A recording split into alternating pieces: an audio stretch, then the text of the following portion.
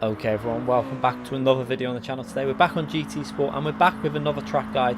This time it's for the next round in the FIA Nations at Willow Springs in the Civic Type R. Now this was going to be a race that I wasn't actually going to do until I actually just decided to randomly try it and realised I've actually got what seems to be okay speed and consistency at this combination. Now this Civic Type R is actually quite grippy for a road car as well, especially a front wheel road car. However, I was quite surprised that I was able to put up a reasonably competitive time. I think it's currently P3 in the EU top 10 stars. I'm sure it won't be there by tomorrow. I'm sure it should still be in the top 10 maybe though.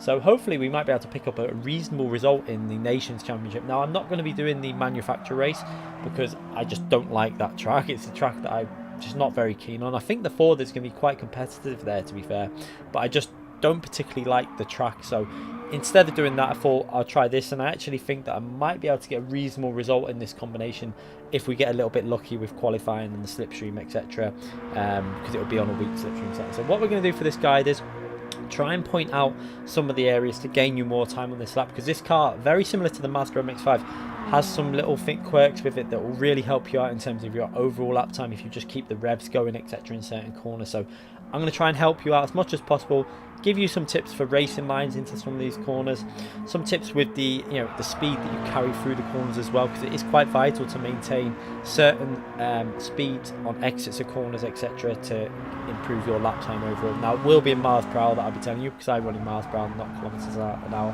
because I am from the UK. So let's start this lap taking the final corner as fast as possible, giving yourself a good exit. We did run a little bit wide there, nearly went onto the dirt, which maybe lost me a very small fraction amount of time, but not really going to cost me anything. So into turn one, we're going to look for the 100 ball, braking just past the 100 ball there. You can see just past the 100 ball. Quite early I like to brake, and what I like to do is just give it a little bit of braking input and then just let the car coast. You can see off the accelerator, and now we're just coasting through the corner, and you want your left hand tyre to kind of scrub over the dirt on that left hand corner there. Just take a fraction off the curb off, and then just still don't touch the brake, just keep your foot on the throttle all the way onto the exit. Use as much of the full width of the track as possible, and that was a really solid exit from that corner. Now into this tricky right hand corner, I like to again just chuck it in as much. You really got to get the momentum of the car going into this corner, so you can see the aggressive steering angle put into the corner.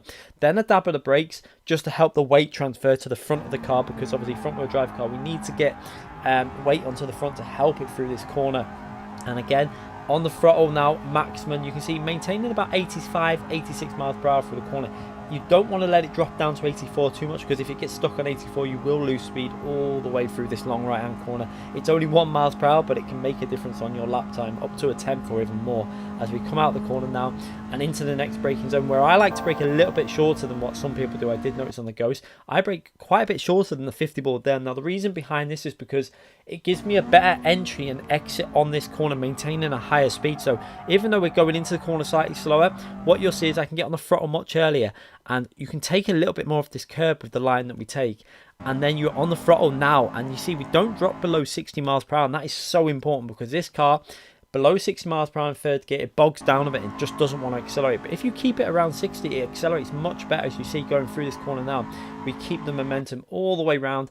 Just a little dab of the brakes again to try and bite it into this next right hand corner. It's real tricky corners to get the timing right when you get on the throttle. You can see off the throttle, and then I just keep playing with that throttle until I feel confident, and once I feel confident there, I'm maximum on throttle now all the way into this right then left corner. And again, this is all about extending the track. You've got to get your right hand tyre onto the dirt on the right hand side, and as soon as you're on that dirt, you're hitting the brake pretty much to try and get the weight transfer to enable you then to get on the accelerator as soon as possible for this next left hand corner. And again, we're going to get that left hand tyre over the curb and try and get on the throttle as early as possible. You'll see onto the curb now with the left hand tyre, and look at the throttle straight on to get maximum exit speed. It's so important to get the exit speed from this corner, because this is going to be now maximum throttle all the way through here. You see I stay in third gear to about 87 miles per hour, and then it's just completely all the way down the straight, where you can see we're gaining a bit on the Ghost there, just because I got on the throttle a fraction early, and that can be up to a tenth of an advantage just through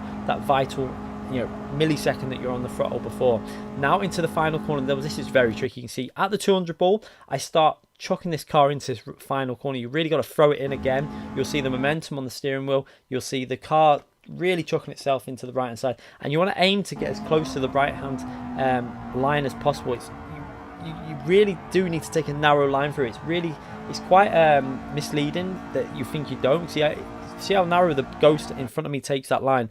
I actually take it a slight bit wider, but then come in towards the apex further on in the corner, and that gives me a slight better exit speed. But that Ghost, the car in front of us then, did actually gain a bit on me, but we managed to take the extra speed out of the corner and just about beat him. But you can see that the narrower the line through that final corner really does help you out and gives you a good exit speed all the way down to the finish line as well. However, you do need to be careful that you don't run onto the gravel or the dirt on the outside when you take that really narrow line. So that's why I take a kind of a safer route, but it's still quite narrow to the apex. As we now watch this lap from the chase camera, you can see again staying very close to this right hand side. I don't like to run it out wide on this corner, because the more you run it out wide, the more time you lose. You want to shorten the amount of racetrack you have to drive with this car, so it's not got much power.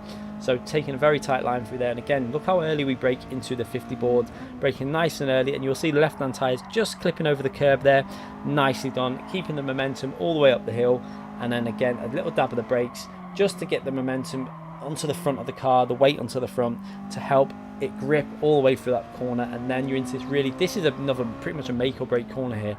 If you get this right and get on the throttle nice and early, you can gain up to 2 tenths all the way to the final corner. It really is important. And again, I like to stay in third gear all the way up to about 87 miles per hour there. It seems to help with the momentum coming out of that corner when you get into fourth gear, and carries a lot more speed all the way down this straight. And then that final corner, you'll see again, you'll see with the way the car reacts now, how we like chuck it into the corner. You really got to be quite aggressive with your steering wheel. You'll see now, you see, look at the way the steering inputs are put in. You can see the car starting to slide a bit at the rear, and then we hold that narrow line all the way through the corner, keeping it right pretty much onto the curb on that. If you do that perfectly, you almost skim the curb going down the straight, but you don't want to take too much on the curb, because if you hit it too hard, the rear will step out a bit and you'll lose momentum going over the finishing line. Anyway, I hope that track guide's helped you out. I hope it improves your time in qualifying when it comes to tomorrow's race on Saturday. I'm going to leave you with that lap at full speed now for you to watch without any commentary. Let me know in the comment section if you enjoyed this video, if it helped you out, and I'll be back with more track guides and race videos very soon. Thanks again for watching, everyone.